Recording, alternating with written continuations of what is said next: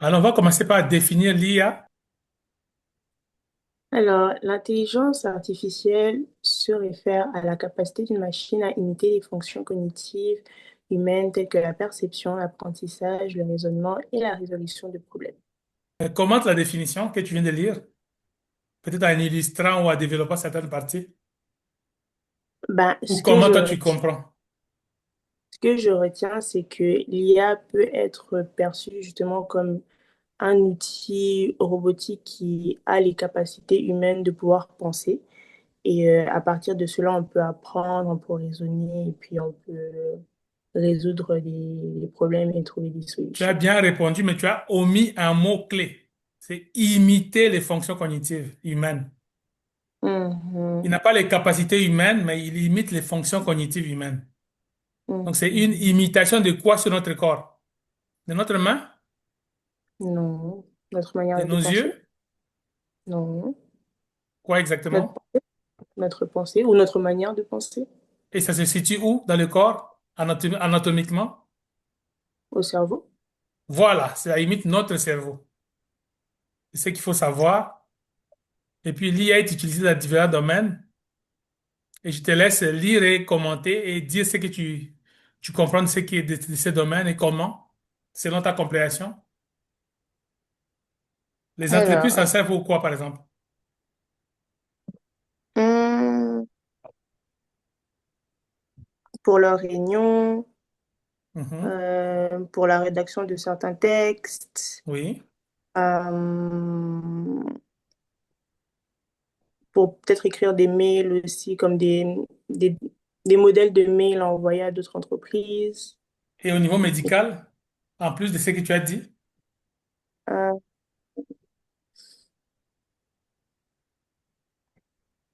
Faire les rédactions, faire les suivis, les comptes rendus, etc.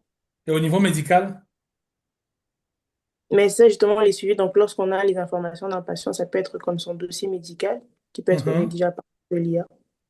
prise de rendez-vous, Oui, aussi. on va élaborer plus loin. Et le gouvernement, selon toi, ça peut s'en servir pour quoi? Hum, pour écrire tout ce qui est règlement, infraction, structure, etc. Ok, donc ça c'est vraiment général, donc il n'y a pas de mauvaise réponse jusque-là. Et par rapport au fonctionnement de l'IA, comment l'IA fonctionne? En fait, l'IA utilise ce qu'on appelle algorithme. Ouais, ouais. Alors, l'IA utilise les algorithmes et deux formes d'apprentissage, le supervisé et le non supervisé. Hmm.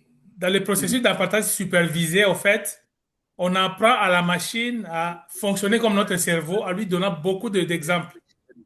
Mhm. Et l'exemple classique, c'est pour qu'une machine apprenne à reconnaître l'image d'un chat, il faut lui donner des milliers d'images de chats. Pas seulement une image, des milliers d'images de chats. Et si on fait le parallélisme avec notre cerveau, vous savez qu'avec un enfant de 2 ans, vous lui montrez une seule image de chat, il retient tout de suite. Mais pour la machine, il faut des milliers d'images. Donc l'entraînement, ça dure. Il faut l'apprentissage sur un long processus de milliers d'images et d'exemples.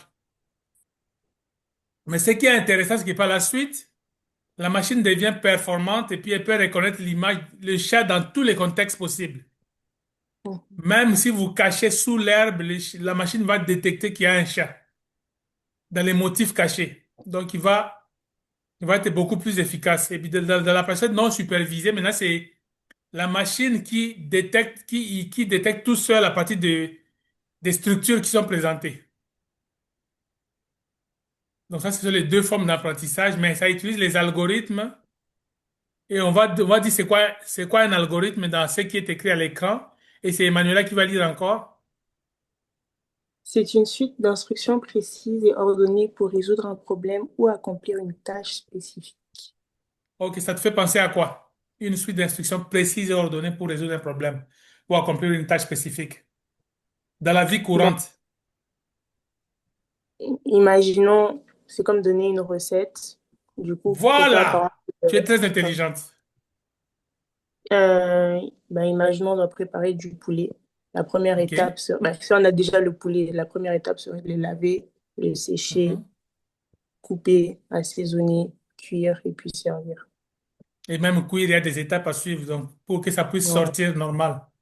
OK, maintenant, l'objectif de l'IA, ça sert à automatiser des tâches, à résoudre des problèmes difficiles, à améliorer l'efficacité dans divers domaines. C'est ce qu'on va voir dans les exemples. Mhm.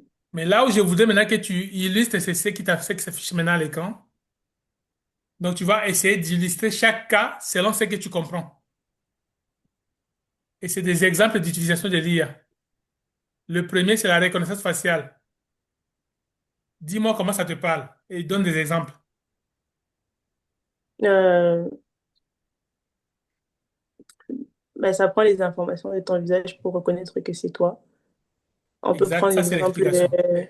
on peut prendre l'exemple de nos téléphones intelligents, enfin, Mhm. iPhone entre autres. Et Oui, like ID Face, ouais, le c'est, Face enfin, ID. Face ID. C'est exactement Donc, c'est ça. l'IA qui fait ça. Et puis, en fait, ça se relie à ce que j'ai dit précédemment pour l'apprentissage supervisé. Mhm, Parce qu'il a retenu tous les motifs de ton visage. Donc, il suffit que un élément change, ça ne marche plus. mhm, mhm. Le système de recommandation, à toi la parole encore. De recommandations. Ben, je ne sais pas si ça c'est pertinent, mais imaginons sur les réseaux sociaux, selon nos Mhm. intérêts, comme le réseau social va faire en sorte de nous donner des recommandations par rapport à ce que nous on aime. Imaginons, j'ai eu à liker du foot, par exemple, en ce moment, je pense qu'il y a la Ligue des Champions. Bref. Et du coup, là, les prochains posts que j'aurai sur mon For You page, ben, ça sera des posts en rapport avec le foot. Donc, de la... Est-ce on peut aussi parler de système de suggestion? Ouais, ouais, c'est exactement ça. En fait, l'IA utilise ton habitude de consommation pour te proposer des choses similaires. Et au niveau Hmm. commercial, c'est très utile. Mm. Et je vais demander à Papa Fidèle d'illustrer pourquoi c'est important pour au niveau commercial.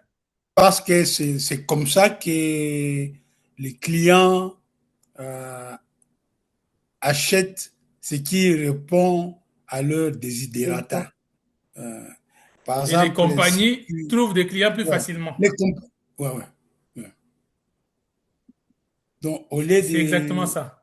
de tâtonner, on te dit, on te propose, par exemple, le parfum, la marque et la quantité. Selon ce Comme ça, qu'on t'a vu puisque... regarder sur YouTube ou bien sur Google. Voilà, voilà. C'est ça le ciblage commercial.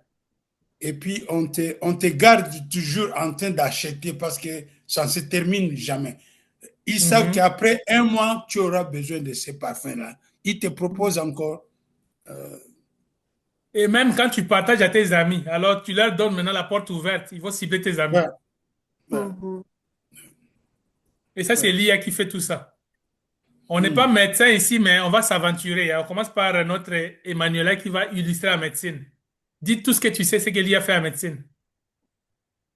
Ben, vous l'avez mentionné au début, ça peut être tout ce qui est prise de rendez-vous, Mhm. établir des diagnostics, etc. Ça peut être aussi Exact. pour la détection de certaines maladies, ben, Mhm. avec les machines, entre autres, le cancer, les AVC, etc.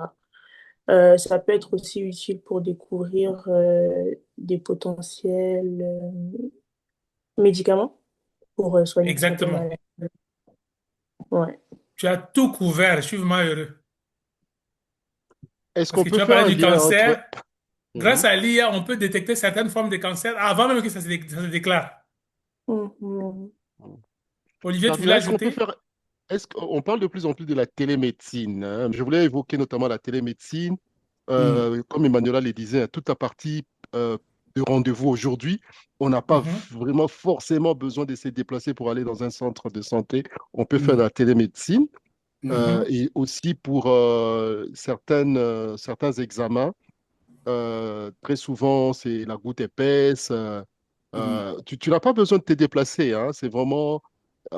voilà. Et aussi, dans la prise des médicaments, si on te prescrit un médicament pendant 3 mois, avant que ça ne se termine, hmm, on peut t'envoyer des rappels, on peut hmm, t'envoyer, et même pour les personnes qui sont à mobilité réduite, Mhm. la médecine a été suffisamment aussi boostée par le IA pour aider énormément, hein, je crois. Ouais, je Je vois Absolument. vois. Tout ce que Fidèle. tu dis est vrai. Et je vais Ouais. ajouter à ça un élément peut-être que Emmanuela va découvrir ou peut-être qu'elle sait. Emmanuela, tu as déjà entendu parler des jumeaux numériques? Non. Ok, c'est peut-être quelque chose de nouveau. C'est grâce à l'IA maintenant qu'on peut faire des jumeaux numériques. En fait, on fait Mm. une copie numérique de ton corps. Et puis Mhm. on teste des médicaments sur la copie avant de passer sur toi. Si Mm. la Ouais. copie réagit Waouh. bien, alors on Mm. administre sur toi. Donc on ne peut plus se servir de toi comme un cobaye. Mobile. Maintenant, Ouais. Waouh. on fait une Mm. copie de toi de façon numérique. Et Mm. puis on voit comment ça Et réagit sur la copie avant de passer sur l'humain. c'est ça Mhm. les clones. Clones.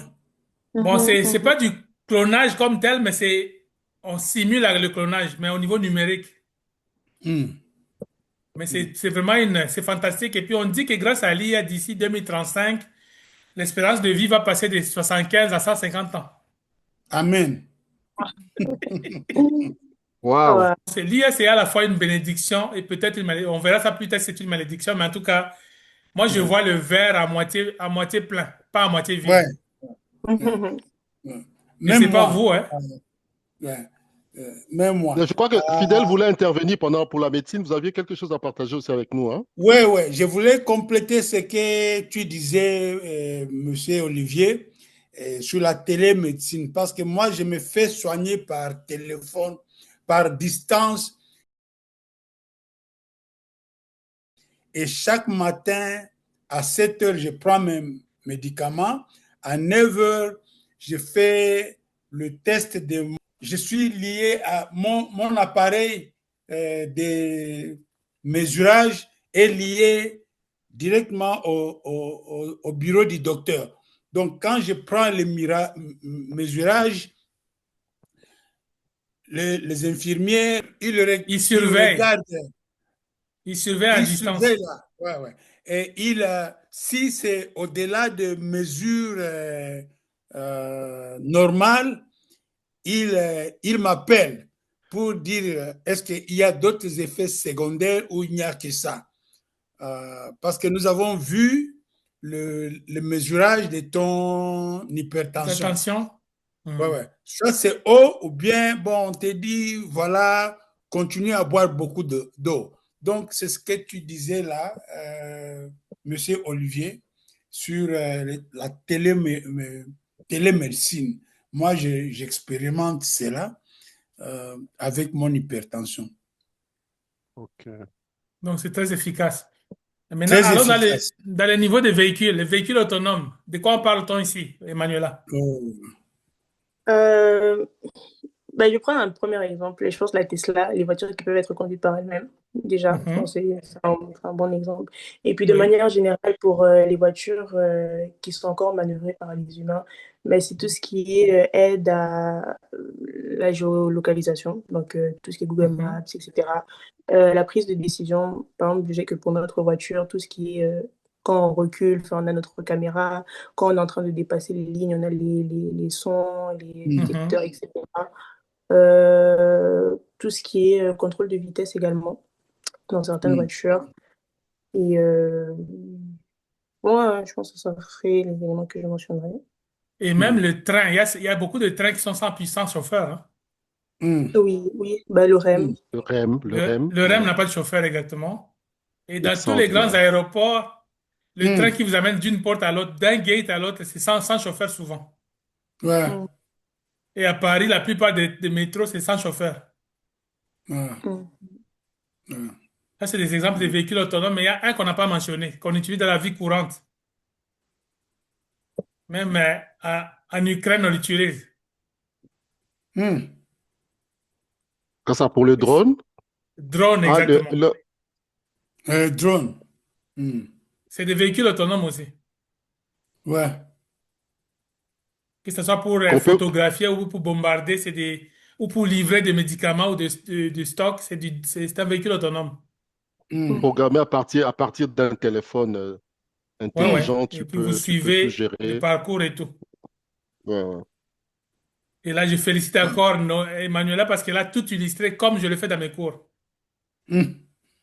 Il a commencé par la Tesla et puis il a tout bien fait. On avance, on arrive maintenant Traduction à automatique. l'avant-dernier, traduction automatique. Ça, c'est simple.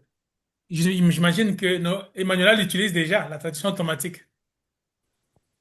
Oui, bah, je dirais oui, mais la plupart du temps, bah, vu que je parle anglais, enfin, c'est vraiment juste entre français et anglais. J'ai pas beaucoup de textes dans les autres langues pour l'instant. Mais oui, en tout cas, tout ce qui est traduction écrite, reconnaissance vocale, traduction vocale en temps Mais tu réel. utilises quoi, l'IA ou bien les outils traditionnels comme Google Translate? Bon, j'utilise beaucoup plus les outils traditionnels, hein. Google Translate. À l'époque aussi, j'utilisais beaucoup DeepL. Je ne sais pas si vous connaissez. DeepL. Oui. Hmm. Mais sinon, c'est pas mal ça. Récemment, je ne me souviens pas avoir utilisé l'IA pour faire de la traduction. Mais la bonne nouvelle, c'est que l'IA traduit mieux que les outils traditionnels. Mhm, Hmm. Et la Tu force est dans fais les comment? prompts. Il faut bien Hmm. prompter. mhm, Ok. Quand ton prompt est bien aiguisé, la traduction va être vraiment fidèle. Et Ok. généralement, ce que j'ajoute dans la demande de traduction, c'est qu'il puisse tenir compte des subtilités linguistiques.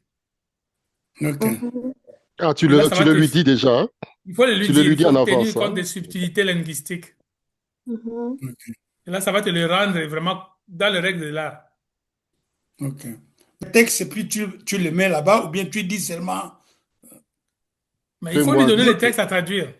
Mais Ok. il faut lui donner l'instruction de traduire fidèlement en respectant les subtilités linguistiques. Ok. Mhm. Et il y a des IA qui sont plus fortes que les autres. Je sais par Ok. exemple que Claude AI est très fort dans les subtilités linguistiques. Ok. Donc, Claude. le IA utilisé pour la traduction, c'est beaucoup plus avec Claude, hein? Non, non, tous ils font la traduction Gemini. parfaitement. Mais OK. Claude est réputé pour respecter les subtilités linguistiques très bien. Ok. Ok. C'est juste taper Claude, c'est tout, c'est ça? Claude.ai. Peut-être qu'en Afrique, il n'y en OK. a pas, il n'est pas ouvert, mais pour l'Amérique, nous sommes gâtés. C'est gratuit Hmm. même, une certaine version. Mhm. Euh, il est bon. Hier, je l'ai utilisé. J'avais un texte, comme je fais toujours, j'écris un texte avec tel IA et puis je donne un autre IA pour l'analyse. Et Claude a corrigé les textes des autres. Il a analysé beaucoup de bonnes sections et il a fait des suggestions que j'ai beaucoup aimées. Et Mhm. puis, euh, euh, j'ai aimé beaucoup son analyse, Ah, suggestion. Ferdi, tu as raison. Il me dit que Claude, unfortunately, Claude is not, is only available in certain regions right now. Please Exactement. contact support if you think you are getting this message in error. Donc, si je l'avais téléchargé de l'autre côté, ça allait marcher ici. Non, non, tu peux utiliser un VPN pour que ça marche partout. Ah, OK. Donc, avec ton En VPN, tout tu te cas, connectes aux États-Unis ou au Canada et puis ça va te donner accès. ah, OK, d'accord. Donc, il y a toujours moyen de contourner avec le VPN. Mhm. OK. Et le dernier point, c'est les assistants virtuels. Quels sont les exemples, Emmanuela? Exemple d'assistant Euh, virtuel. pour le iPhone, on a Siri OK. avec la Et Siri, reconnaissance. Siri qui devient maintenant Gemini. Ah, Oui. Ah, c'est Siri si, qui est c'est devenu Gemini. Gemini? Ouais, ouais, ils ont fait un accord. Maintenant, c'est Gemini qui va être Siri. Ah Ah, bon? ok. Ouais, ouais. Siri est fini. Maintenant, c'est Gemini qui prend le contrôle. Ah, Donc, dans les d'accord. appareils, ça va s'afficher Gemini désormais. C'est peut-être Siri, mais c'est Gemini qui prend le contrôle. OK. Donc, le cerveau d'iPhone est devenu Gemini maintenant.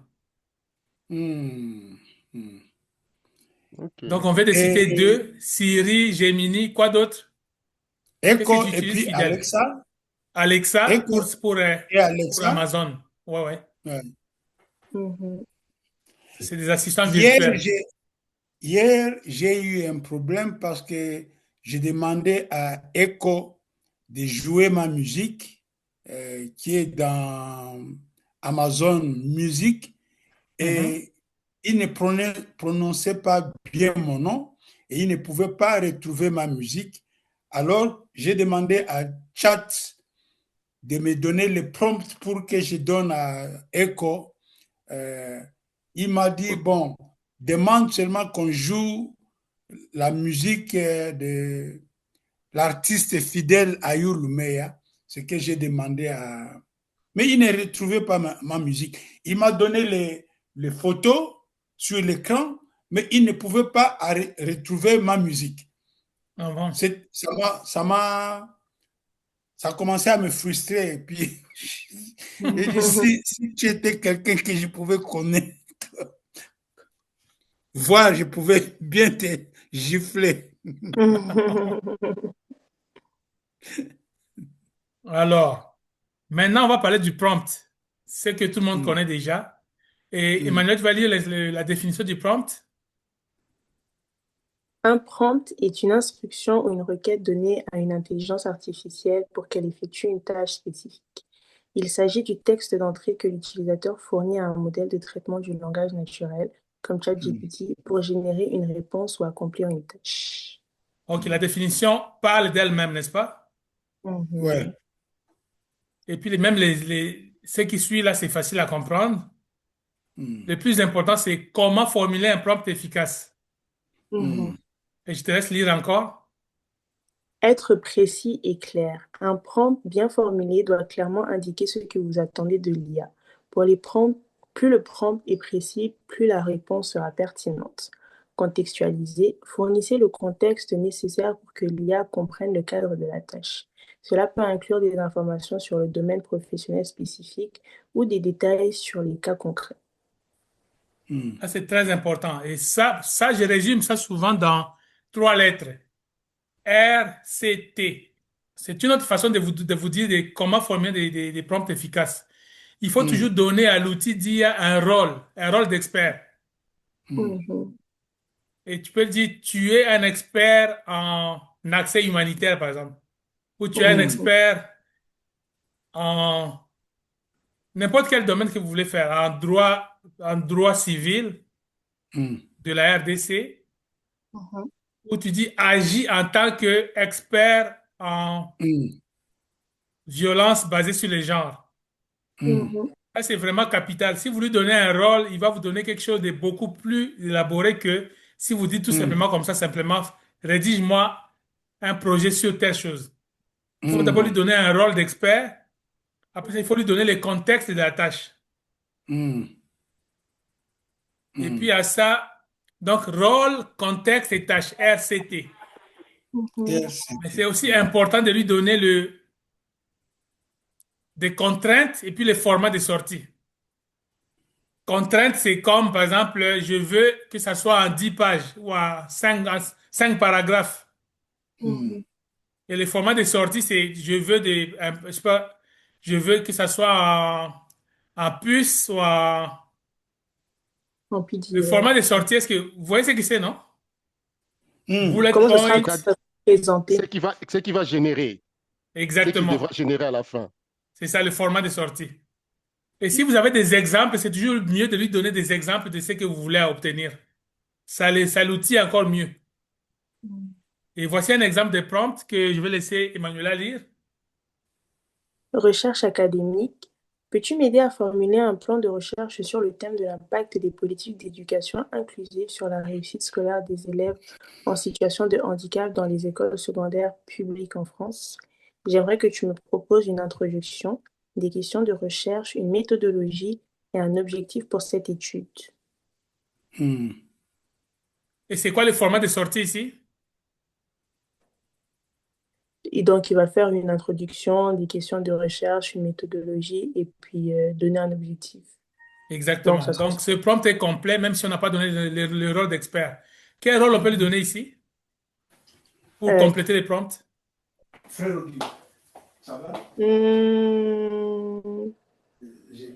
Tu es expert dans le domaine des politiques d'éducation inclusive. Ouais, ça peut marcher aussi.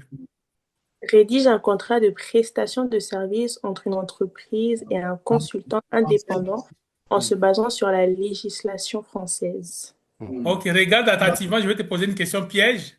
C'est quoi le contexte ici dans ce prompt? Qu'est-ce qui définit le contexte dans ce prompt? Le contexte, c'est quoi dans le prompt? On parle de prestation de service entre une entreprise et un consultant indépendant. Ouais, mais le contexte de la tâche, c'est quoi? C'est de rédiger un Oui, contrat. rédiger, oui, mais c'est quoi le contexte ici? Parce qu'il y a le contexte. Il faut que La il se législation base française. sur... C'est C'est basé sur la ça. législation française. C'est ça la bonne réponse. C'est Ça, souvent, basé ça sur embrouille les gens. Mhm. Et c'est très important parce que j'ai connu ce problème en 2024 quand j'ai donné la formation à Bounia, au magistrat. Mhm. Ils ont tout simplement dit en droit congolais et puis on a été surpris par ce que ça a donné parce que ça donnait des articles qui ne correspondent pas. Pourquoi, selon vous? Mhm. Qu'est-ce qui cloche en disant en droit congolais? C'est pas assez précis. Ah. Pourquoi c'est pas précis? Bon, on a déjà deux Congos et puis Très bien, vous suivez très bien. Mhm. Là, je suis vraiment heureux. Mhm. Quand vous dites en Et droit il y a congolais, beaucoup, c'est pas bien, c'est pas précis. mm, Parce qu'il y a et il y deux a beaucoup Congos. de branches de droit. Dans les branches de droit, ça, il va se débrouiller, mais il faut préciser quelle législation Mhm. en soulignant du droit congolais RDC, peut-être ça réduit son champ, de recherche. la portée des Mhm. recherches. Ouais, ouais. Exactement. Il Mhm. faut bien préciser le domaine et le contexte. Si c'est RDC, Pe- c'est RDC. Si l'autre Congo, c'est Congo-Brazza. Ou si tu dis Congo-Kinshasa, il va se retrouver aussi. RDC Mhm. oui, aussi mais les connaît. peut-être aussi préciser peut-être la temporalité après les indépendants ou avant les indépendants, parce qu'il peut aller puiser un peu plus globalement. Et on sait Mhm. que Mhm, le droit congolais, nous avons son soubassement, c'est notamment avec la colonisation. Il peut effectivement mhm. ramener d'autres articles qui sont plutôt du droit belge, hein. Alors, Mhm. les plus d'éléments que vous donnez, le mieux que vous allez avoir les résultats. Mhm. Faut toujours Mhm. mieux, Mhm. c'est mieux de lui donner le plus de contexte possible. Mhm. Alors, les Mhm. diapos qui suivent, c'est des exemples de prompts. On n'a pas besoin de tous les lire, vous allez les lire tranquillement. Mais lisons celui-ci, par exemple. À toi encore, Emmanuela. Quels sont les droits des employés en matière de licenciement économique selon le droit du travail français? C'est quoi le rôle qu'on peut lui donner ici?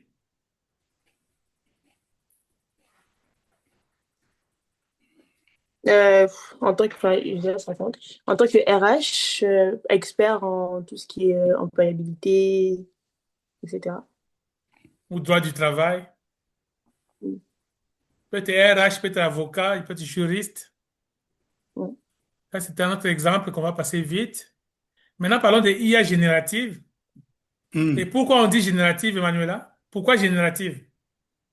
Donc, ça va générer enfin, une image, un son, ça va nous donner quelque chose.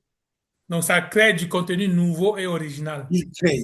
Mhm. Voilà le mot. Mhm. Toujours en imitant la créativité humaine, toujours en imitant notre cerveau. Et Mhm. ici, encore, je veux faire rigoler. Une personne a dit une fois que ça peut générer des revenus. Ah, Mhm. En tout cas, ce n'est pas génératif parce que ça génère des revenus, quoique ça peut vous faire gagner de l'argent.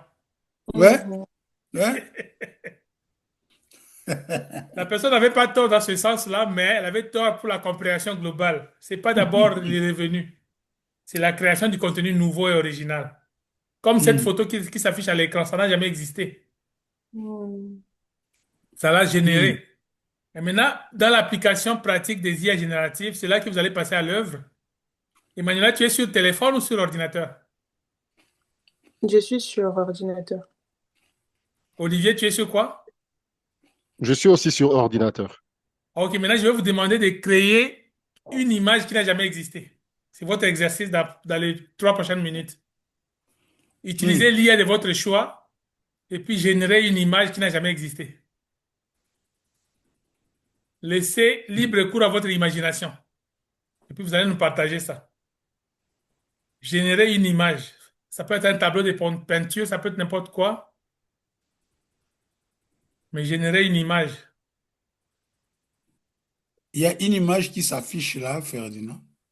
Ça, c'est moi qui ai Ah, partagé. ça c'est Ça Olivier. Ouais, écrit, ok. ça écrit quoi? On voit l'image stratégie d'accès humanitaire au Mali. Et c'est moi qui suis Oh, en train de vraiment. présenter ça. Ah, c'est toi qui Oh, présente, ok. Ah, c'était quoi Non, ton je prompt? lui ai dit Hmm. de me présenter, de créer une image comme ça pour moi. Ok, c'est Ouais. parfait. Et vous avez vu l'image de Fidèle, c'est affiché? Non, Non, c'est non, non, beau. pas encore. Peut-être Il est j'arrête là, elle est Il là. est là. Non, non, j'arrête pour moi. Arrête chez toi, tu vas le voir. Hmm. Ah oui, je viens de voir ça. C'est ça, les musiciens, ils cherchent toujours les femmes, hein. Ouais. Comme Fidèle est musicien, et guitariste, hein. Et chanteur-compositeur. Chanteur, compositeur. Avec beaucoup d'œuvres Waouh. sur YouTube, sur Amazon Music, sur Ouais, Spotify aussi, hein. ouais. Ouais. Toutes les plateformes. Toutes les plateformes. Ouais. Tu fais de la musique traditionnelle, folklorique, hein. Religieuse. Ah, ok. Mais chanter dans ma langue. Kimbala, Ouais, dans le la langue de Kimbala. Werason. Ouais, ouais, ouais. Hmm. Alors, Manuela, tu as eu ton image? Oui, je peux partager mon écran. Surprends-nous. Euh,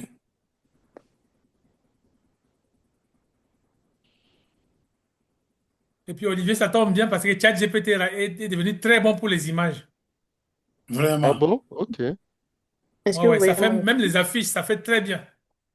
Oh, ça, c'est une Hmm. affiche. Emmanuel, C'était quoi c'est une ton affiche. prompt? Créer une peinture de style cubiste de plusieurs animaux qui mangent des céréales. Ouais. Waouh. Tu, tu, Mhm. Waouh. ton prompt était quoi? C'est écrit là-bas, Créer, create a paint of cubism style of multiple Oh, ok. animals eating cereal. Oh. C'est tout un chef-d'œuvre, là. oui, Ouais, ouais, Et ça ouais. Tu mange du l'avais Fruit déjà, Loops. tu oui. l'avais déjà fait avant ou bien c'est la première fois que tu le fais? Mais j'avais déjà généré des images avant, mais c'est la première fois que enfin, je fais Avec ce ce prompt. prompt-là, hein? Oui, Ah oui. d'accord, Ouais, ok. ouais. Ah, mais c'est magnifique. OK, on a chacun fait son image. Une autre application, c'est dans les marketing et communication. Vous avez toujours mon écran, hein? Oui. Oui. OK, génération des slogans, ça c'est facile. Des Hmm. contenus publicitaires. Ça peut servir à faire quoi? Tu peux les lire? Création de support pédagogique personnalisé. Exactement. Surtout l'histoire de la famille de Jacob. Ah, tu Et aimes cette Mhm, Jacob, histoire, hein? Saül et leur maman Rebecca. J'ai mhm, toujours cherché vraiment à jouer cela avec les cartoons, avec des programmes. Mais je n'ai Mhm. pas réussi avec les programmes.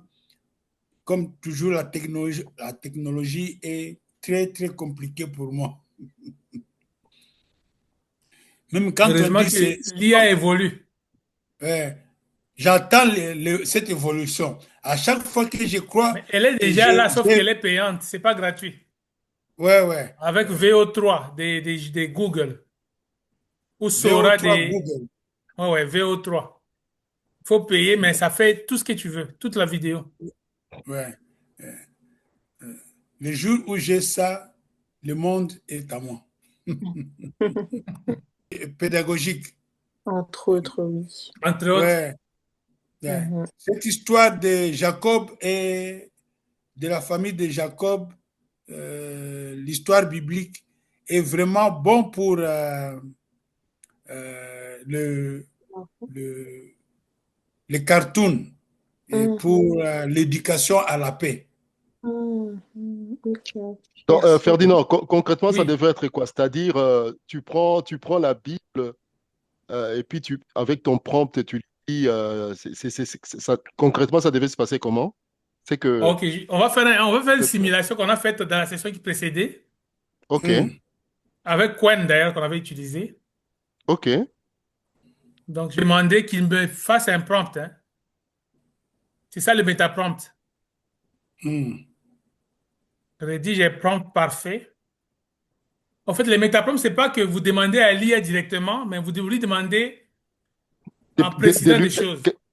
que lui, et Hmm. lui, il va mieux étoffer votre prompt, c'est ça. C'est ça, en fait, parce que c'est lui qui connaît comment on pose la question à l'IA, donc il va vous Hmm, dire dans quelle formule il faut poser. Rédige un hmm. prompt parfait pour générer. On va préciser l'IA qui va générer avec Quen. Hmm.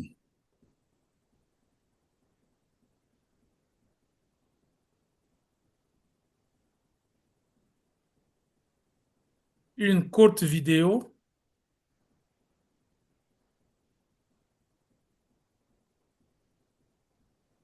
Sur quoi? Sur la famille de Jacob, Jacob, ouais, l'histoire biblique. Hmm, de Jacob dans la Bible. ouais. Peut-être qu'il faut ajouter ce que Oumé disait pour que ça puisse être focus. Sinon, il risque d'aller trouver Jacob un peu partout. Mais je crois que Tu Fidèle vas a me dire parlé. Jacob, dans la c'est Bible, Saoul. il va Ah, savoir. voilà. OK. Hmm. En fait, ici, comme c'est du métaprompt, on ne peut pas s'inquiéter. Vous lui donnez les idées en Ah, vrac. lui-même. OK. Il va formuler les prompts que vous pouvez ajuster. D'accord. Et puis, on a précisé que ça doit être adapté pour Quen, pour lui-même. Il a en train de penser, thinking, et maintenant il rédige les Hmm. prompts. Ah, il a trouvé Jacob Fidèle. Il Oui, a tout oui. Ouais, trouvé, hein? ouais. Je vais essayer de lire le prompt, sa réponse. Mais je ne sais pas si la lecture de Voici la un prompt réponse. optimisé pour générer une courte vidéo avec Quen Vous Hmm. m'entendez? AI ou toute Oui, autre oui, oui, technique ça passe. de génération vidéo qui a trait sur la famille de Jacob dans la Bible. Prompt crée une courte vidéo éducative et visuellement captivante. Durée 60 à 90 secondes, illustrant l'histoire de la famille de Jacob dans la Bible. La vidéo doit inclure les éléments suivants. Jacob recevant la bénédiction d'Isaac à la place d'Ésaü. Son rêve de l'échelle vers le ciel à Béthel. Ses deux épouses, Léa et Rachel, et leurs servantes Bila et Zilpa. La naissance des 12 fils de Jacob, fondateur des 12 tribus d'Israël. L'histoire émouvante de Joseph, vendu par ses frères, mais devenant gouverneur en Égypte. Utilise un style visuel inspiré de l'animation biblique classique, couleurs chaudes, décors désertiques et tentes nomades, vêtements antiques. Ajoute une narration claire en français, un fond musical doux et inspirant, et des sous-titres synchronisés. Le ton doit être respectueux, pédagogique et accessible à un public familial. Ce prompt est précis, structuré et fournit suffisamment de détails contextuels, stylistiques et narratifs pour guider efficacement un modèle de génération vidéo. Et voilà le prompt avec la technique du métaprompt. Maintenant, on Hmm. va lui demander de générer la vidéo lui-même. Alors, j'ai activé génération de vidéo et j'ai dit génère cette vidéo. Mhm. Mhm. J'aurais pu copier les prompts et utiliser une autre IA pour générer.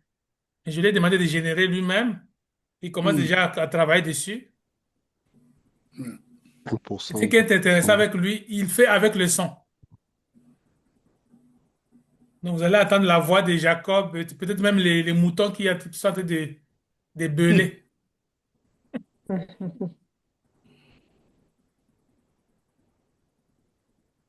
Si vous demandez une explosion, ça va vous le faire. Hmm.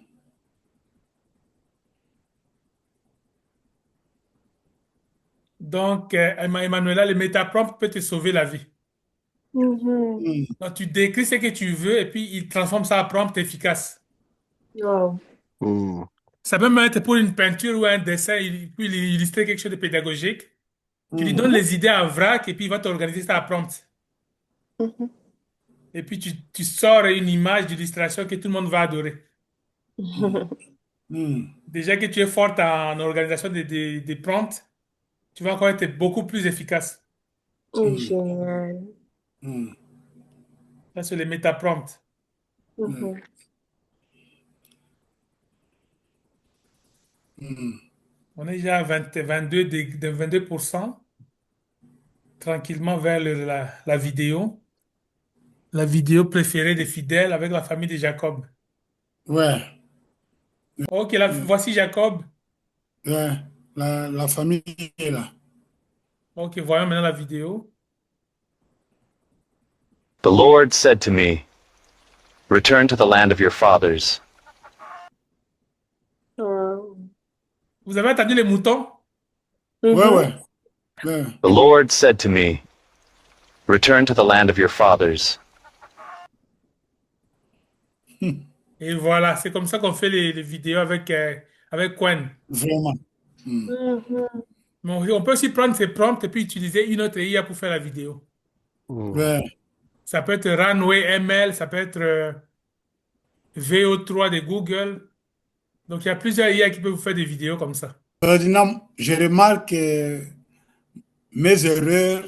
C'est pour cela que je viens toujours à toi parce qu'il y a des choses que je crois que mes prompts ne sont pas beaucoup plus précis. C'est comme ça Les que ça prompts me ne sont donne pas pas les optimisés. résultats. Ouais, ouais. Ça me donne Mhm. pas les résultats que je voudrais. Escompté. Ouais, Maintenant, ouais. avec les métaprompts, tout est réglé. Ouais. Là, maintenant, je comprends ce qu'il faut faire. Mhm. OK, c'est différent. Voyons voir ce que ça va dire.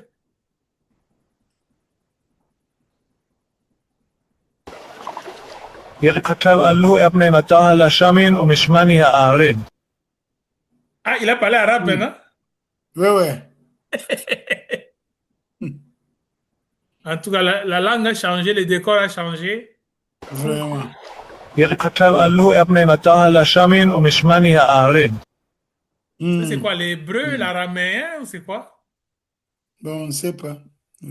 En tout cas, c'est pas l'anglais. Non. Bon, vous avez compris, et les métaprompts et comment on génère la vidéo avec Quen. Hmm. Mhm. Mhm. Mhm. Revenons maintenant aux enjeux sociaux de l'IA, parce qu'il n'y a pas que des bonnes nouvelles, il y a aussi des mauvaises nouvelles. Il ne faut pas les éviter, sinon ils vont nous rattraper. Hmm.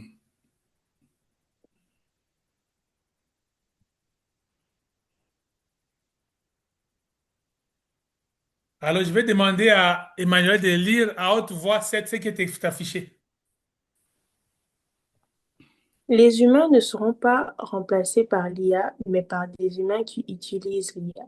Arrête-toi Préparez-vous à là. Juste le premier paragraphe, qu'est-ce que ça veut dire? Hmm. Ben, dans le fond, on ne sera pas remplacé par en soi l'intelligence artificielle, mais par des gens qui vont utiliser excessivement cette dernière. Ceux qui vont maîtriser son usage. Mm. Hmm. Ce que vous êtes en train de faire maintenant. Hmm. Alors, Hmm. qu'est-ce qu'il faut faire en conséquence? C'est ce que je vais dire maintenant. Préparez-vous à transformer votre pratique professionnelle et à découvrir de nouvelles perspectives offertes par l'IA dans votre carrière. C'est ce qu'il faut Former. faire. Se Former. former. Renforcement des capacités. Ça peut pas être plus clair. Je pense qu'on a affaire à une érudite dans la salle. Hmm. Maintenant, parlons des impacts sociaux. Il y a du positif et du négatif. Qu'est-ce qui est Hmm. positif? L'automatisation des tâches répétitives, l'augmentation de la productivité, l'accès Hmm. facilité à l'information et le support pour la créativité et l'innovation. Hmm. Absolument. Et qu'est-ce qui est Hmm. négatif? La perte potentielle d'emploi, les biais algorithmiques possibles, les risques de deepfake, les questions éthiques et de confidentialité. Hmm. Ok, vous voulez qu'on s'appétisse sur quoi? On atterrit sur quoi? Négatif, positif? Est-ce qu'il y a des questions? Hmm. Hmm. Du côté positif, est-ce qu'il y a des questions ou des choses que vous n'avez pas comprises? Non. C'est assez clair pour les positifs. Et le Yeah. négatif? Perte possible d'emploi. Alors ça, c'est visible. Ouais. Mhm. Les biais algorithmiques? Hmm. Ça vous va aussi ou bien vous avez besoin d'explications là-bas? Donne un Non, peu d'explication. Hmm. C'est quoi ça un biais? Bias. Hmm. C'est quoi C'est les quoi? bias? Le biais, c'est quoi? Quelque chose qui est biaisé. Ça vous parle, non? Ouais, ouais. influence. Hmm. Donnez un exemple. d'une biaise. Un Mais bias. c'est comme par exemple, quand on dit une personne qui est biaisée, elle va prendre une décision par rapport à sa situation, comme elle est influencée par quelque chose qui est en train de lui arriver. C'est ça, c'est des influences qui faussent nos jugements. Hmm. Donc, ça peut être des Hmm. stéréotypes aussi. Mhm. Ouais.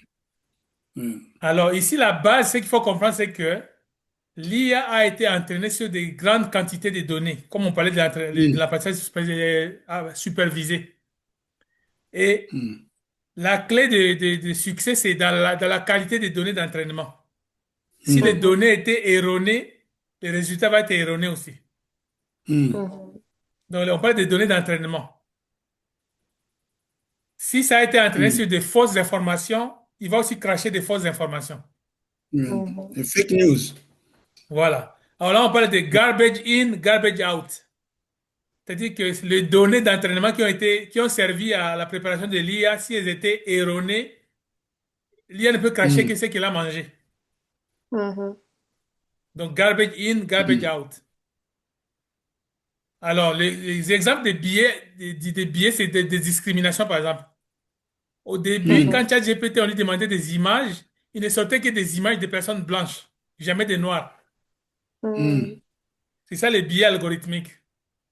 Parce que les données d'entraînement qui ont été utilisées étaient plus occidentales. Donc, il y avait moins de Hmm. données d'Afrique, par exemple. Mhm. C'est Hmm. ainsi que quand vous lui demandez quelque chose propre à l'Afrique, il vous sortait n'importe quoi. Et parfois, c'était offensant, Hmm. hein. Mhm. Et un autre biais, c'est par exemple, on Hmm. associe toujours Satan à une image noire, Dieu à une image blanche. Hmm. Mhm. Ça, c'est un autre Hmm. biais. Puis l'IA peut aussi reproduire ça. Mhm. Ouais. Alors, l'autre risque, c'est Ouais. le risque de deepfake. C'est quoi un deepfake? Hmm. Ça peut être un exemple si vous ne savez pas définir. Ben, c'est toutes les Euh, images faussées, les informations qui sont pas vraies mais qui paraissent vraies. hmm. Alors, En généralement, ça, par exemple, c'est... Oui, ça, c'est fake. Mais quand on ajoute deep, généralement, c'est image, vidéo, donc avec tout d'une avec personne, des- sauf la vérité. Mhm. Ouais. Donc, on prend l'image des fidèles, on le met dans un contexte, en train de dire des choses avec son thème vocal, mais il n'a jamais dit ça. Mhm. Ouais. C'est Ouais. ça le Surtout deepfake. ces jours-ci. Ça devient On voit beaucoup plus cela dangereux beaucoup. et Hmm. ça puise dans les réseaux. Ouais. Ouais. Et c'est pas facile de repérer que ça, c'est une image générée par IA. Mhm. Parce que On a les IA deviennent de tendance. plus en plus performants, Ouais. ça devient comme c'était la vérité. Ouais. Et puis Et c'est- l'autre problème, c'est question de confidentialité et d'éthique. Hmm. Il faut toujours savoir utiliser l'IA de façon éthique. Ouais. Mhm. Et puis ne Ouais. pas mettre n'importe quoi dans l'IA, parce que ça peut trahir votre confidentialité. Mhm. Ouais. Ne mettez jamais des données sensibles dans l'IA. Ouais. C'est Hmm. dangereux. Hmm. Alors, l'image que vous voyez là-bas, c'est une grève qui a eu lieu aux États-Unis en 2023. Hmm. Est-ce que tu peux lire ce qui est écrit, Emmanuela? L'automatisation par les IA transforme le marché du travail, suscitant des craintes de perte d'emploi. La grève de 148 jours de la Writers Guild of America en 2023 a abouti à un accord interdisant aux studios d'utiliser l'IA pour rédiger ou éditer des scénarios, bien que les scénaristes puissent utiliser des outils d'IA sous leur propre contrôle, ce qui pourrait inspirer d'autres industries. Exactement. Ça s'est passé en 2023. Mm. C'était Hmm. à Hollywood. Mm. Bon, vous allez relire ça tranquillement parce qu'il y aura un test et puis il y a une question d'examen là-dessus. OK, parmi les enjeux légaux, qu'est-ce que vous voyez à l'écran? Il y a À lire? le pôle. Non, non, Hmm. juste les images, commentez les images. Il y a Trump, McDonald's, et Mhm, puis Apple mhm. et Yes. Adidas. les Adidas. Commençons par Trump. C'est vrai Ouais, ça? peut-être pas, hein. Bon, juste Non, peut-être non, pas. Quels sont les indices qui montrent que c'est pas vrai? les cheveux, euh, Mais ses cheveux sont comme ça. souvent, sa coiffure va vers la côté droite, plat à la tête. Celle-ci est vraiment bien, bien taillée, là. Ok, quoi d'autre? On spécule, hein? Tout est permis là. On Ouais, spécule. Quoi d'autre? euh,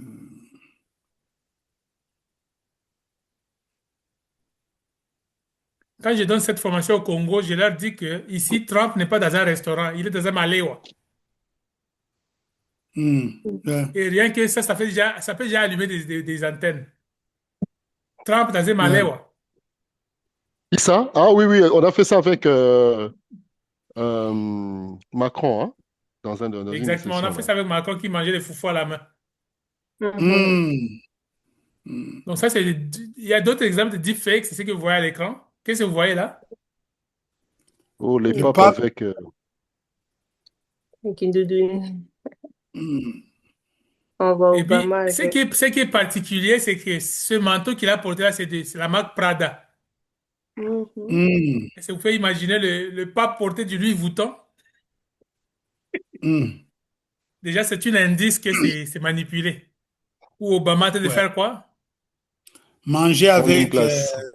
Une glace hmm, avec Angela Merkel Angela sur une Merkel, Engel. plage. Ah. sans Hmm, garde du Donc, corps, tout ça, tout ça. c'est des ouais, indices déjà que c'est manipulé. ouais, On évolue vers maintenant cette image ici, qui est ma sublime. Toujours en hmm, 2023, il y a eu cet événement. Qu'est-ce que vous remarquez hmm. sur la photo? La fumée. Il y a la C'est fumée. c'est un Et à building droite, il y en a feu. quoi? Le, C'est le courbe, bien fait, certainement la pour le bourse. chinois, la La bourse, hein. bourse. Mm. Hmm, Voilà. Et puis l'explosion que vous voyez là-bas, c'est l'explosion du Pentagone à Washington. ouais. En fait, une vidéo a circulé le 25 mai 2023 que le Hmm, Pentagone est bombardé. Et qu'est-ce que ça a eu comme effet au niveau de New York? On a eu un mini crash boursier. hmm. Alors, les gens qui ont généré la vidéo ont acheté toutes les Vraiment. actions à moins cher. Et quand le Ouais. monde s'est réalisé que c'était une fake news, le cours de la bourse Wow. a remonté, ils ont tout revendu. Wow. Hmm. Mm. Wow. Donc, Ils on étaient a de rapides. nouvelles formes de criminalité qui Ouais, naissent avec les IA. ouais. Donc, il faut être Ils étaient vraiment rapides. informé. Il faut être informé de comment le monde change avec les IA. Hmm. Mhm. Et parlons maintenant des emplois. On les perd, non? OK, il y a une étude qui dit que l'IA pourrait remplacer l'équivalent de 300 millions d'emplois. Wow. Ouais, ouais, Alors, il faut se demander, est-ce que ça concerne votre domaine? Mm. Tu es ouais. dans quel domaine, Emmanuela? Euh, ben, j'ai fait des études en travail social. OK, le travail social, ça peut encore exister un peu. Pourquoi, selon toi? Ben, ça demande vraiment plus l'attention humaine, la Parce présence que c'est même. du relationnel, c'est ça la bonne réponse. Hmm, Tout ce qui est relationnel peut encore résister un tout petit peu. Mais ce que ouais. Mhm. vous voyez à l'écran là-bas, c'est vraiment un danger. C'est quoi, par exemple, les human resources? Pourquoi? Ouais, par exemple, pour compter la présence des gens, les fiches de paye, envoyer les gens en congé, tout ça, je Même le pense qu'on peut. recrutement. Le recrutement, c'est Hmm, automatisé maintenant, hein. Mhm. hmm. Et les content marketing, pourquoi c'est un danger?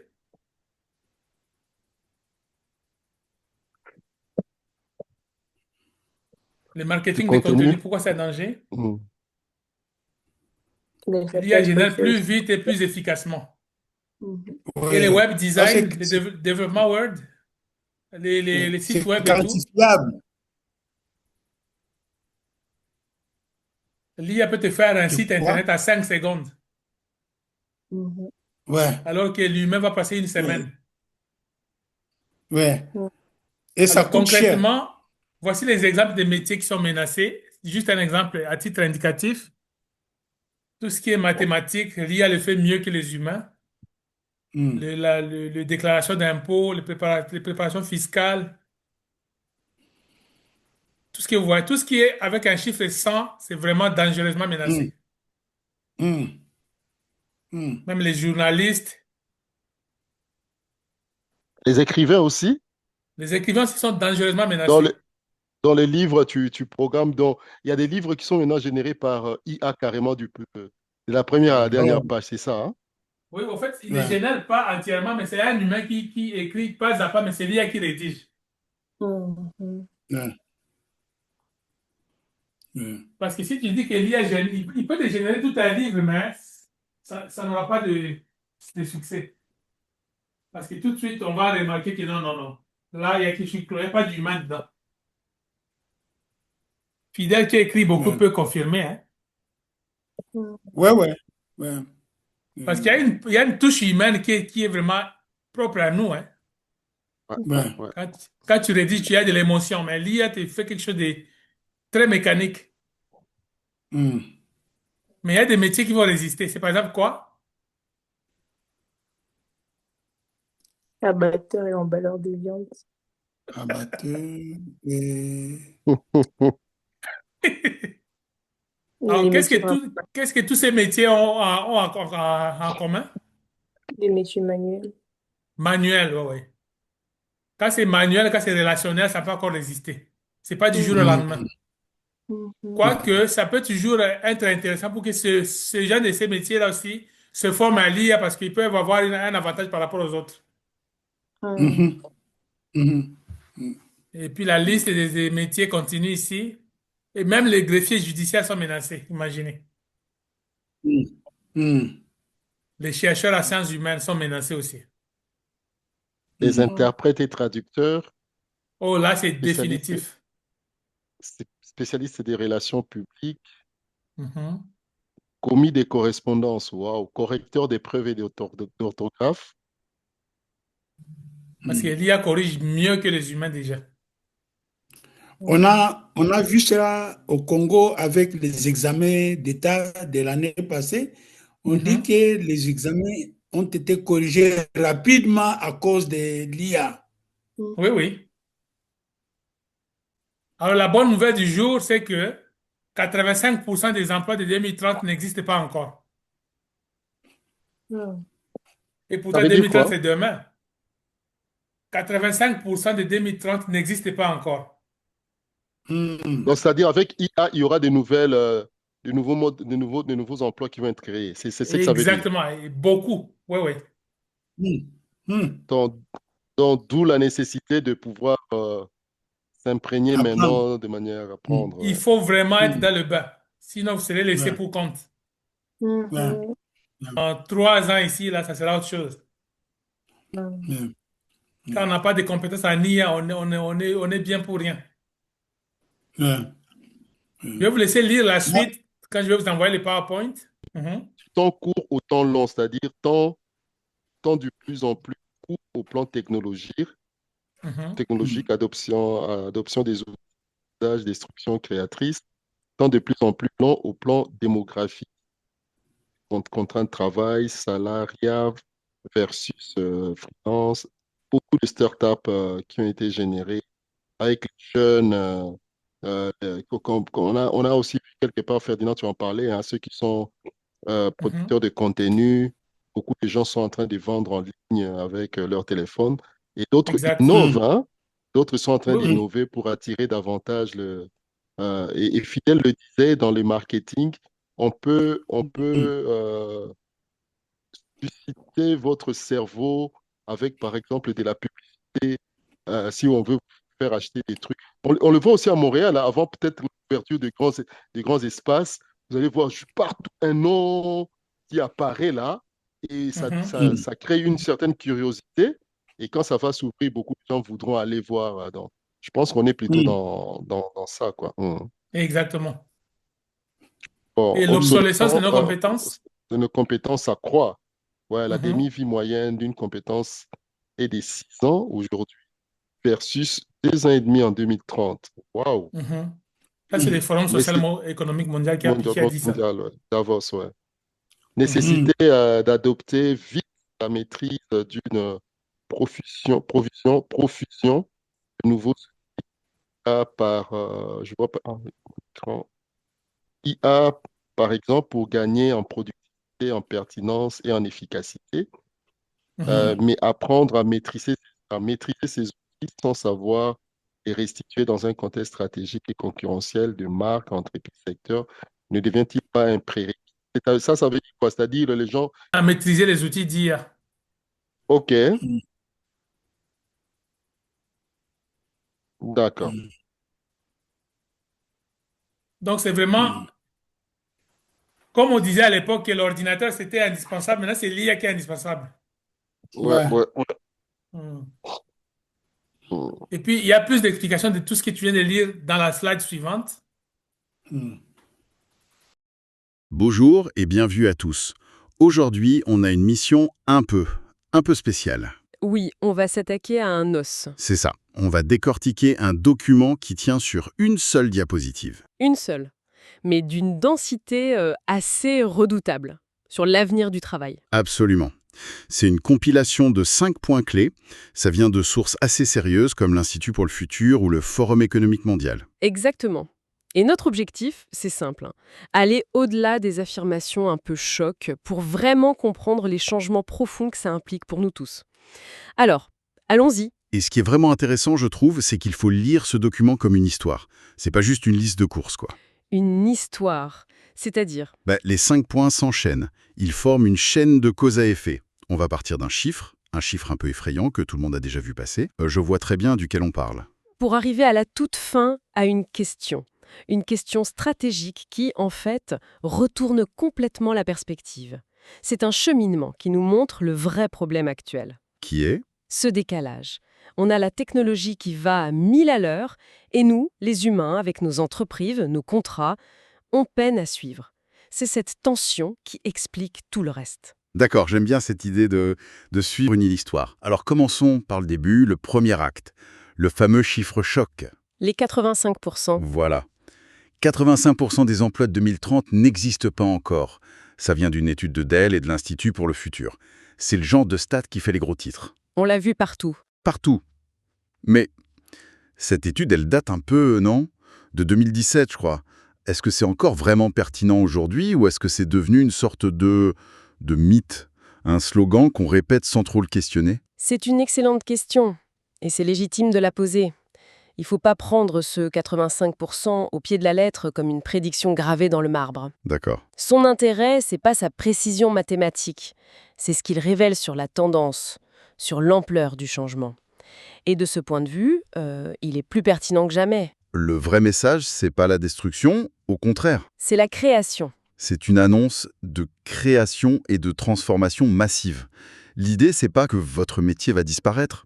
C'est plutôt que le métier que vous ferez dans 6 ou 7 ans, il aura un nom, des missions, des outils qu'on n'imagine même pas aujourd'hui. Donnez-moi un exemple concret. Pensez-y, il y a 5 ans, qui parlait de prompt engineer ou d'AI ethics officer. Personne, ça n'existait pas. C'est vrai.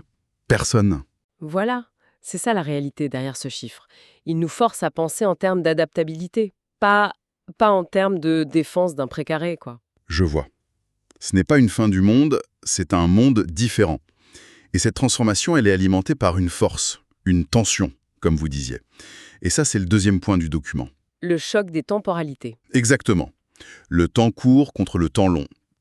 D'un côté, le temps de la technologie, qui est exponentiel, la destruction créatrice, et de l'autre, notre temps à nous. Celui des contrats de travail, des carrières, beaucoup plus lent, plus linéaire. Et c'est là que ça devient vraiment intéressant. Oui. Comment on gère ça? Comment une entreprise peut fonctionner avec des gens qui ont des horloges aussi différents dans la tête? Ça doit être le chaos au quotidien, non? C'est plus que du chaos. C'est une friction permanente. C'est le grand écart que tout le monde ressent aujourd'hui au travail. Le grand écart. Oui, et ce qui est paradoxal, c'est que plus la technologie accélère pour nous donner de la flexibilité, le télétravail, les outils collaboratifs, Le freelancing. voilà, plus en réaction, on cherche la sécurité des structures lentes. On rêve d'agilité, mais on s'accroche au CDI. On veut innover, mais on est bloqué par des process budgétaires annuels. C'est tout à fait ça. Cette friction, c'est pas juste un problème. En fait, c'est un moteur. C'est elle qui crée les nouvelles formes de travail. Les slasheurs, l'économie des créateurs, toutes ces tentatives de trouver un équilibre entre la vitesse de l'outil et la lenteur du cadre. Donc, le modèle de la carrière unique, Il n'est pas mort parce qu'il était mauvais. Il est mort parce qu'il était trop lent. Trop lent pour le monde d'aujourd'hui. attendez. Si tout va si vite et que les structures, elles, sont si lentes, ça veut dire qu'il y a de la casse quelque part. Et la première chose qui doit se dévaluer à toute vitesse dans ce système, ce sont nos compétences. Ce que j'ai appris hier, Ne vaut plus grand-chose demain. Vous mettez le doigt dessus. je parie que c'est le point suivant. C'est la conséquence logique et directe. Le document cite le Forum économique mondial. La demi-vie moyenne d'une compétence est de 6 ans aujourd'hui, et elle sera de 2,5 ans en 2030. Exactement. Alors, prenons un instant pour être sûr que tout le monde comprenne bien. La demi-vie d'une compétence. C'est le temps qu'il faut pour que la moitié de ce que vous avez appris sur un sujet devienne obsolète, plus pertinent. Passer de 6 ans à 2 ans et demi, c'est vertigineux. C'est à peine plus que la durée d'un master. On sort de l'école, Et la moitié de ce qu'on a appris est déjà en train de se périmer. c'est fou. Absolument. Et ça change tout. Ça nous fait basculer d'un paradigme d'acquisition à un paradigme de flux. C'est-à-dire, Avant, on faisait des études, on faisait le plein de connaissances, et ce bagage nous servait pendant 10, 15, 20 ans. Aujourd'hui, cette approche est caduque. Je me souviens au début des années 2000, apprendre à maîtriser le logiciel Flash. ah oui, Flash. Ouh, toute une époque. C'était un atout majeur, une compétence super recherchée. 5 ans plus tard, c'était déjà une compétence de niche. Aujourd'hui, c'est une pièce de musée numérique. Carrément. C'est l'exemple parfait de cette demi-vie qui s'accélère. Du coup, la compétence la plus durable, ce n'est plus de savoir coder en Python ou de maîtriser Photoshop, c'est une métacompétence, savoir apprendre. Apprendre à apprendre. Identifier ce qu'il faut apprendre, le faire vite, l'appliquer, et ça c'est le plus dur, savoir le désapprendre pour passer à la suite. Cette idée de désapprendre, elle est très forte, c'est presque contre-intuitif. Donc si nos compétences se périment à cette vitesse folle, la réaction la plus naturelle, et c'est ce que dit le 4e point, c'est de se jeter sur les nouveaux outils pour rester à flot. C'est la réponse de survie. Voilà. Le document parle de la nécessité d'adopter vite la maîtrise d'une profusion de nouveaux outils. L'IA, par exemple. Pour ne pas être dépassé, je dois maîtriser Midjourney, les agents autonomes, mais, et c'est là que l'histoire bascule, le document ne s'arrête pas là. Il pose une question qui, à mon avis, renverse complètement la table. Une question qui est en fait la conclusion de tout le raisonnement. Oui, exactement. Je la lis. Mais apprendre à maîtriser ces outils, sans savoir les resituer dans un contexte stratégique et concurrentiel de marque, entreprise, secteur, ne devient-il pas un prérequis? Le mot-clé, c'est prérequis. C'est prérequis. Ça change tout. Ça veut dire que savoir utiliser l'outil, ce n'est plus la compétence finale. Ce n'est même plus un avantage. C'est le ticket d'entrée. C'est le minimum syndical. C'est le point culminant. Tout ce qu'on a dit avant, les nouveaux métiers, la friction des temps, l'obsolescence des savoirs, tout ça nous amène à cette conclusion.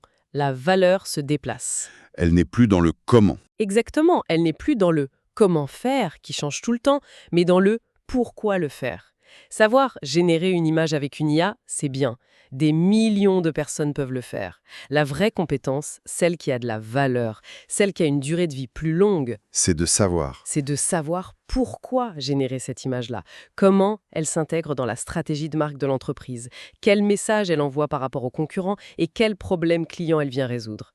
La maîtrise technique devient une commodité. Alors que la vision stratégique... Elle reste rare. Donc, si on boucle la boucle, pour revenir au premier point, ces fameux 85% de nouveaux métiers. Justement, ces 85% ne seront pas majoritairement des postes de spécialistes de l'outil X ou experts de l'application Y. Non, bien sûr. Ces rôles techniques existeront, évidemment, mais ce seront les plus exposés à l'obsolescence rapide qu'on a décrite.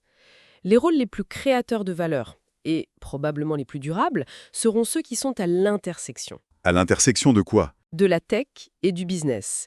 Des gens qu'on pourrait appeler des architectes de solutions ou des stratèges de la transformation. Leur travail au quotidien, ce ne sera pas de faire avec l'outil. Mais de penser avec l'outil. C'est ça. Ils passeront leur journée à traduire un problème business, comment réduire notre temps de réponse client de 50%, en une solution qui combine plusieurs technologies, qui s'intègre dans les processus et qui donne un avantage compétitif. Ce sont des traducteurs, en fait. Des traducteurs, des connecteurs, des chefs d'orchestre. Ils comprennent la technologie assez bien pour savoir ce qui est possible et ils comprennent le business assez bien pour savoir ce qui est souhaitable. C'est dans cet entre-deux que se trouve la vraie valeur. C'est beaucoup plus clair. Alors, si je résume le parcours qu'on vient de faire, à partir de cette simple diapositive, Voyons ça. on est parti d'une statistique un peu anxiogène sur la création massive d'emplois inconnus. On a compris que la cause de tout ça, c'est une collision. Le temps ultra rapide de la tech contre le temps beaucoup plus lent de nos organisations. La fameuse friction. Cette friction provoque une dévaluation accélérée de nos compétences, ce qui nous oblige à apprendre constamment de nos nouveaux outils. Mais, et c'est la conclusion essentielle, cette maîtrise technique seule ne suffit plus. Elle devient un simple prérequis. Voilà, la véritable valeur, la compétence qui fait la différence, se situe désormais dans la capacité à intégrer ces outils dans une vision stratégique globale. C'est une excellente synthèse. Et pour celles et ceux qui veulent continuer à réfléchir, tout ça nous laisse avec une dernière question. Une pensée un peu provocatrice. On vous écoute. Le document nous dit que la demi-vie d'une compétence va tomber à 2,5 ans en 2030. C'est déjà un défi immense pour chacun de nous. Mais si les compétences qui sont les briques de base de toute organisation sont si éphémères, ça pose une question encore plus fondamentale. Quelle est alors la demi-vie d'une stratégie d'entreprise ? Ah oui, c'est une bonne question. Une stratégie qui est par définition construite sur les compétences disponibles, peut-elle encore être planifiée sur 3 ou 5 ans ? Ou bien est-ce que ça nous oblige à penser la stratégie elle-même, non plus comme un plan fixe, mais comme une capacité d'adaptation, un processus de remise en question quasi permanent ? La question n'est peut-être plus « quel est notre plan ?» Mais à quelle vitesse pouvons-nous changer de plan ?